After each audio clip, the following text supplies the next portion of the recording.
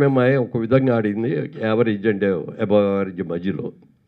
రెండో సినిమా నా స్నేహితుడైనటువంటి హనుమాన్ ప్రసాద్ గారు, ఆయన దాసర్ గారి డైరెక్షన్‌లో 'తిరుపతి' అనే ఒక సినిమా చేశారు. ఆ 'తిరుపతి' సినిమాలో రాజుబాబు గారు మంచి క్యారెక్టర్ కామెడియన్ అందులో.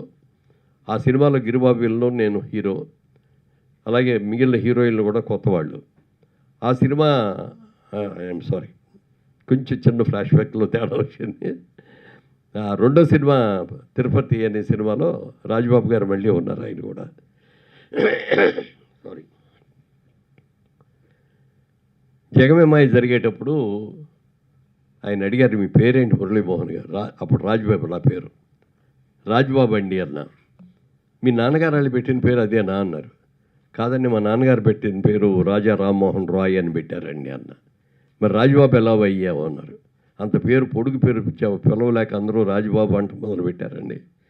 చివరికి అదే కన్ఫర్మ్ అయిపోయి రాజుబాబుగానే ఇది అయ్యానండి అన్న. మరి సినిమా ఇండస్ట్రీలో ఇంకో రాజుబాబు గారు ఉన్నారు, పైగా ఈ సినిమాలో కూడా రాజుబాబు గారు ఉన్నారు. హీరో రాజుబాబు గారు, కమెడియన్ రాజుబాబు గారు అంటే బాగోదు, కాబట్టి మీ పేరు మార్చితే బాగుంటుందని అనుకుంటా, మీకు అభ్యంతరం లేకపోతే మారుస్తామన్నారు ఆయన.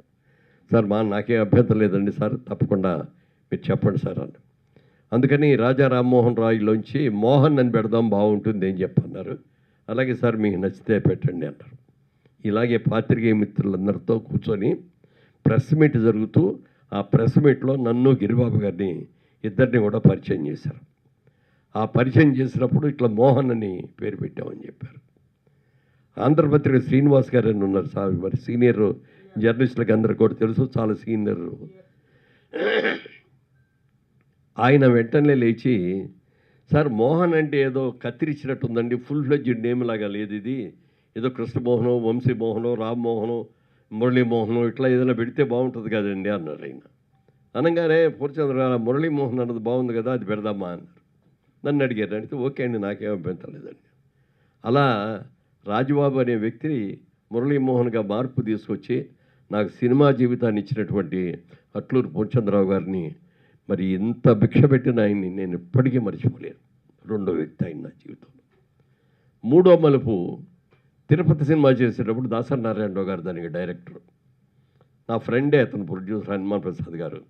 అందుకని నేను అందులో సినిమాలో యాక్ట్ చేయడమే కాకుండా ఆ సినిమా